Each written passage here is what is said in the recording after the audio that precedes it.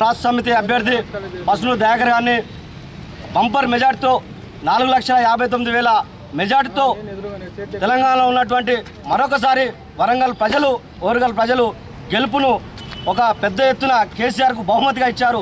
ఈరోజు కేసీఆర్ చేస్తున్నటువంటి అభివృద్ధి కార్యక్రమాలపైన ఈరోజు ప్రజా పథకాలపైన కేసీఆర్ చేస్తున్నటువంటి అంశాలపైన ప్రజలు పూర్తిస్థాయిలో ఖచ్చితంగా కేసీఆర్ పెట్టినటువంటి అభ్యర్థికి ప్రతి ఒక్కరు ఓటేసి కూడా 4,59,000 మెజార్టీని ఇలా తెలంగాణ ప్రజలు ఇలా కేసీఆర్కు బహుమతి ఇచ్చారు.